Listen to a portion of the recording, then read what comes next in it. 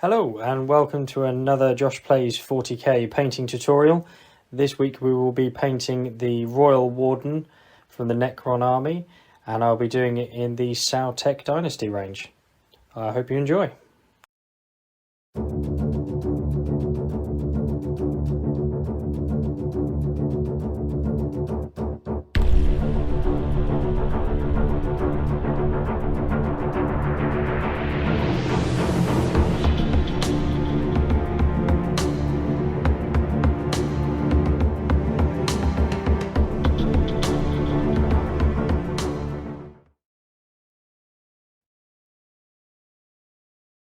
So after you've primed your model in lead belcher, which you can either do with the spray or you can paint it on by hand, perhaps over a black undercoat, you then want to be shading the body with nun oil.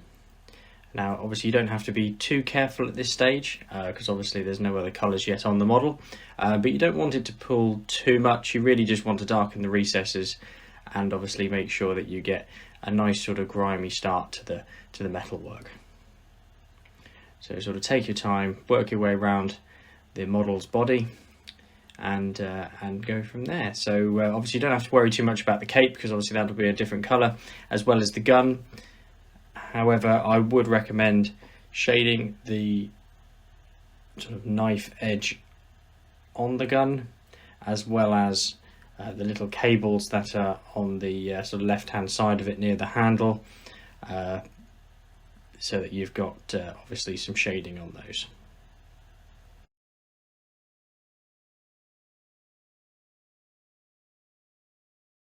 So after that shade's dry, the next thing you'll want to do is give the model a bit of a dry brush just to lighten that metalwork up just a little bit. Now it's a very light dry brush that I use, but it is Necron compound, and as you'll see, you just want to sort of dust it all over the model where you've shaded, and it'll just pick up those raised edges and get them ready for the final highlights later on. So again, just work your way around, so take your time and grab those edges.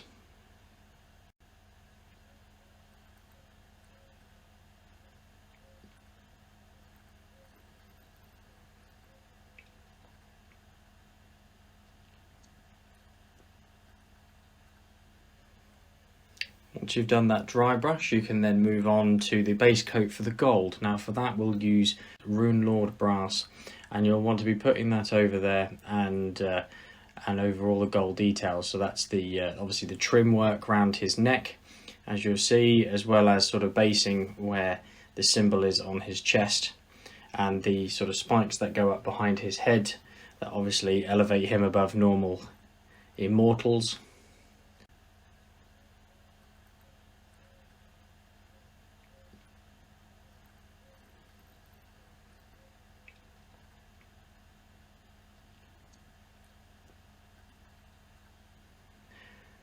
And also the cape that runs down his arm. You'll want to, both obviously inside and outside of the cape, as best you can. Obviously take your time not to try and get this on the metalwork, on the silver, but obviously if you do, you can tidy it up later on. It's not too bad.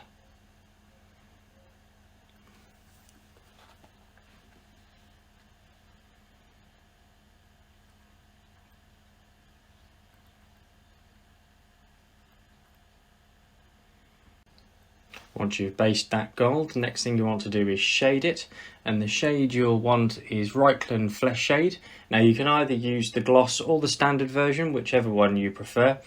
Just so you know, this is the gloss version. It just obviously gives that little extra shine at the end.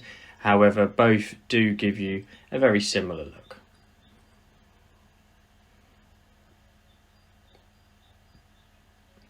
And again, you only want to be applying this quite thinly to the gold, and not to worry obviously too much about the metalwork. You just want to be picking up those gold edges. Obviously try not to get it anywhere else or let it pull quite too much.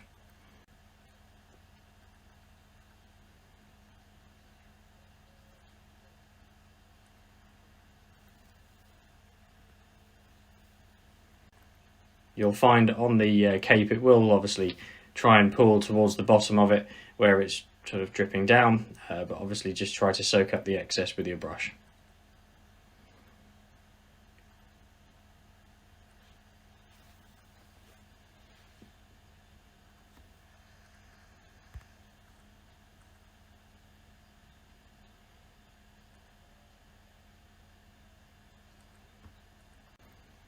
Once you've got that shade dry, the first highlight you'll want to do, which is on the gold, and you'll be looking to be using Gehenna's Gold, which is a layer paint, and you'll just want to be picking out the edges of the gold areas that I've just shaded, and try and take, if you can, a smaller tipped brush, but just to get the filaments on the inside of that neck piece that he's got, just to pick out those edges.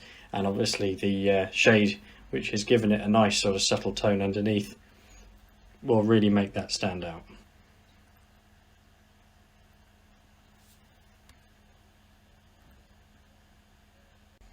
Again, on the cape, you can pick out the sort of rimmed edges at the top, and just obviously run your brush down the side of each one of those little shapes to obviously give them a nice edge highlight as well. This is the first highlight that you'll do on these, and obviously the rest will be done when we highlight up the body.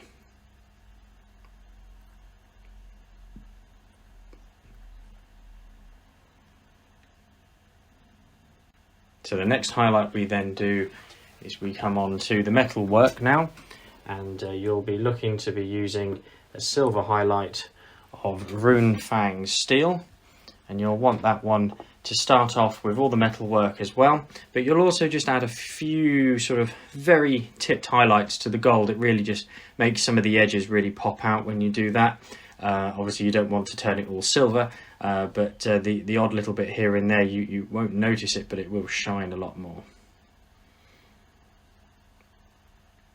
But again, just sort of work your way around the bodywork of the model, and obviously what we've shaded and dry brushed already, just to pick out all those edges. This bit can take a little bit of time, obviously, because you want to make sure that you've caught all the right places, and obviously be as neat as possible.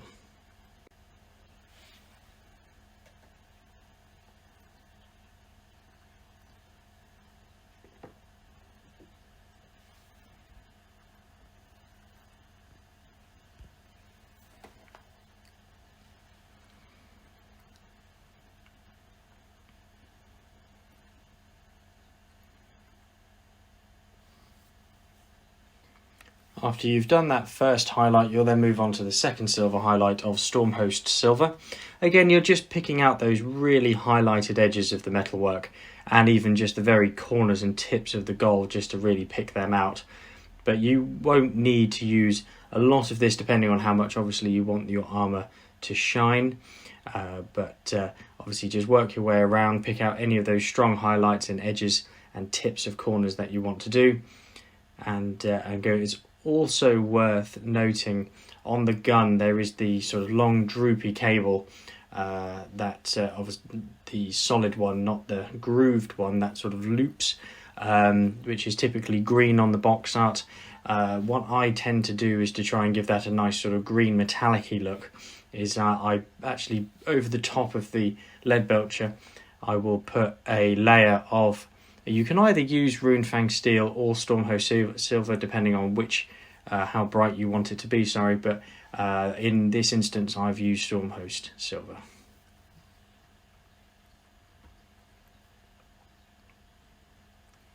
And again, obviously not forgetting to pick out the edges on the gun knife itself at the end.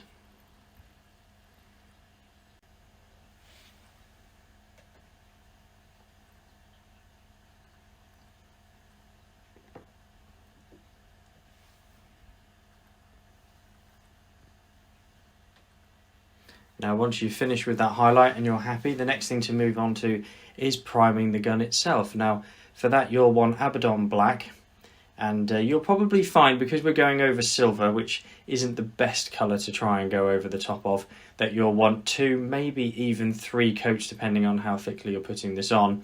I'd recommend having it a little bit thinner than normal, just to help it help it flow on, and you will then see a much cleaner finish at the end. It won't be sort of sticky or gloopy on the model, but just obviously take your time to work your way around the gun itself. Obviously the bits you want to ignore are the cables and silver bits you've already done, and obviously the knife, but everything else, coat that in black. As I say, this might just take a little bit more time than usual because you're trying to, one, avoid it, and you'll need the multiple coats. But once you've applied all of that, we'll come back for the next stage.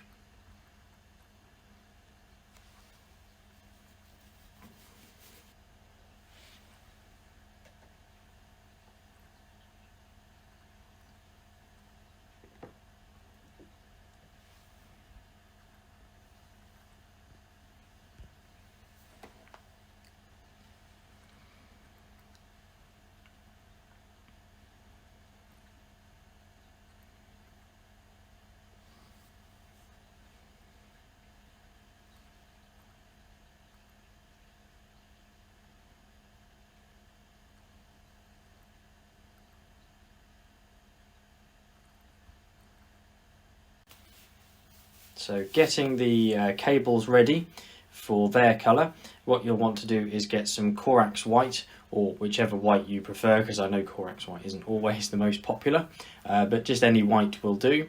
And you'll want to be getting the cable that runs from the back of the gun up to his spinal column.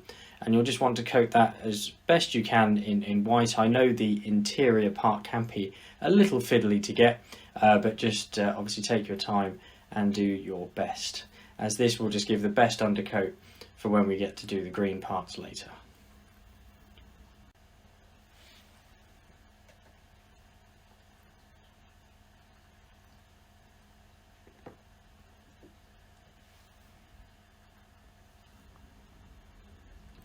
You will also want to, in the white, put a dot in each of the eyes as carefully as possible. I would recommend a small, finely tipped brush for that, and also doing the obviously Necron symbol in the gold part. You just want to pick up the raised edges of that part to later on for when we get the green highlight over it.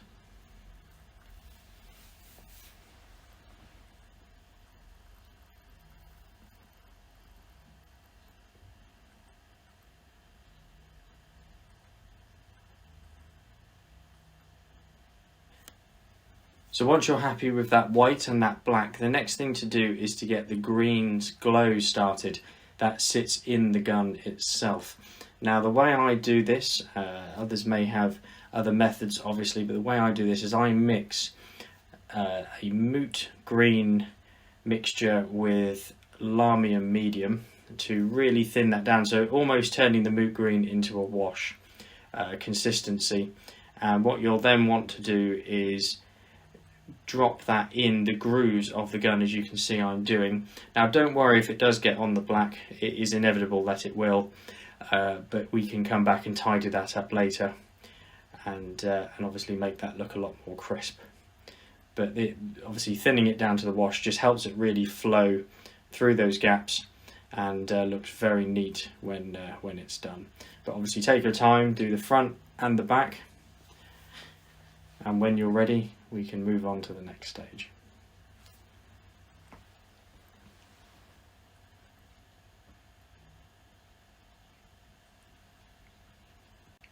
So once that initial green is dry, you'll then just want to get some standard moot green, not the wash, and just pick out those cables on the white that we initially did.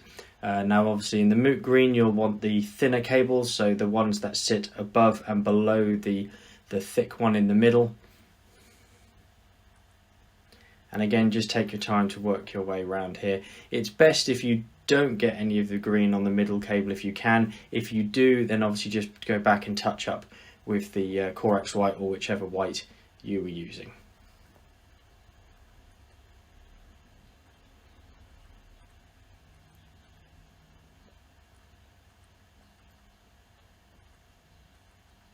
Once you've done that cable, again in the moot green, you can then come to the front of the model and pop that on his eyes. Now again, take a finely tipped brush to do this, and obviously just grab those little bits in the eyes. I tend to do just a little limb under the eye as well in the socket, as then when you're looking at the model from a table view, you actually see that glow under the eyes, which is quite nice.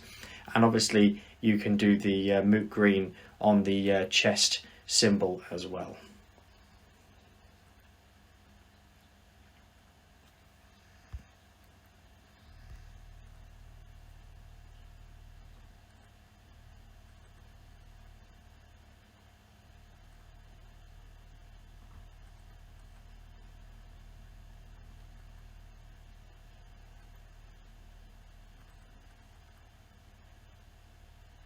What I tend to do as well, just in case the knobbles in the gun, so obviously when you do the shade it looks quite nice, but what you can do is just coat a little bit of moot green over the top of those little knobbly bits.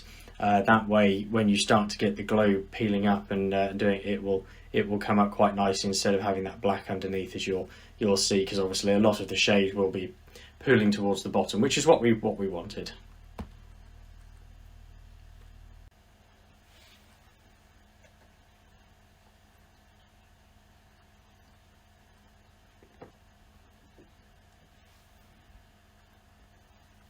Once you're happy with how the green in the gun is looking, you can then move on to tidying up where it went onto the casing of the gun itself. So with that, you can use your Abaddon black again and just go around very, very neatly, going around the gun and just picking out those black edges again.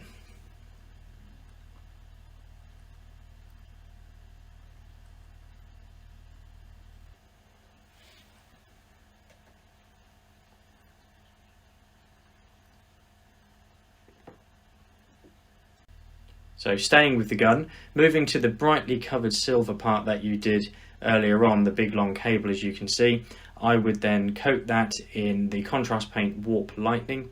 That gives it a really nice sort of emerald green glow to it, which I've done on a lot of my Immortals, and I feel it's a nice fitting green for the cables, and I also tend to do it on my Warriors as well, as it shows a nice sort of energy going through the gun. I also on occasion add a little dot in the middle of the knife with the green if you're so inclined, but that's a more of a personal choice.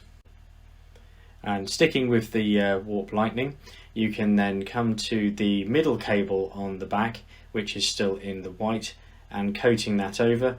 Obviously it will go into the recess between the top moot green cable and that, which is fine. It adds a bit of definition between the two cables, which is quite nice. And obviously try not to get it on the moot green if possible. If you do, obviously just go back over and tidy up. It's not the end of the world. I think even myself in this video I did catch a little bit on there. You may find that you'll want a couple of coats of the Warp Lightning over the green, because obviously you're putting it over quite a wide surface in comparison to a small surface with lots of divots, which is obviously what the contrasts are good for, catching the recesses. However, I do feel this paint is quite a nice one and smooth. If you didn't want to use the contrast paint on this, then Warped Stone Glow Layer Paint will give you a very similar look.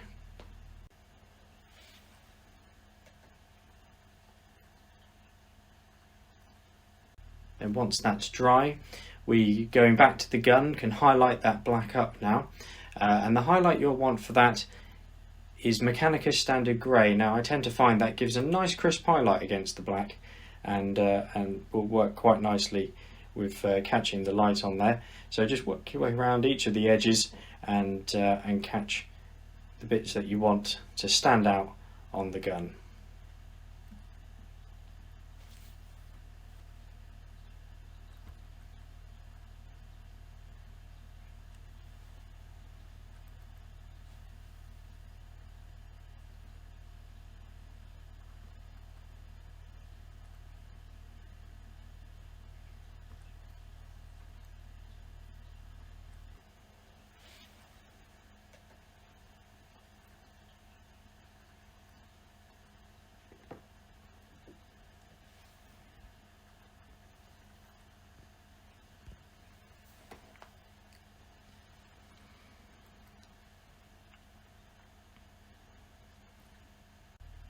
Once you're happy with how the gun's looking, sticking with the Mechanicus Standard Grey, it's also a good idea, depending on how you do your bases, is to colour the rock that the foot of the Royal Warden is standing on in that colour. If your bases are obviously more sandy, or perhaps even I don't know, a desert themed or muddy themed or something like that, perhaps you would do that in a different colour.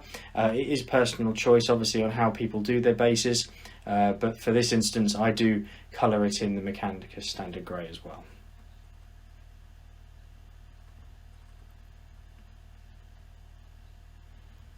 And then just a few final highlights on the gun is just popping back to Stormhost Silver.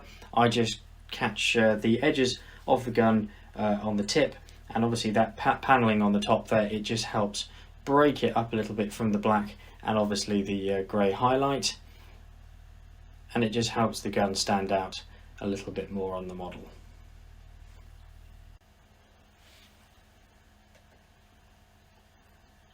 And then to get that glow looking quite nice, I will then do a sort of 50-50 mixture of moot green with flashkits yellow, and that is just to help give the highlight to some of that green.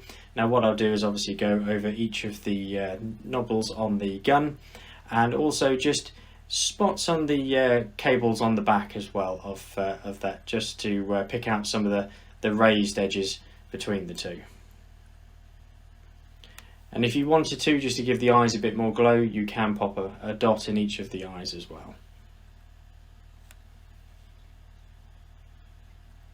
But I really hope you found that video helpful and useful on how to paint the Sautekh Dynasty Royal Warden. Obviously now it would be a good time to obviously base your model again in whichever way befits your army the best. And I look forward to seeing you in the next video. Thank you very much.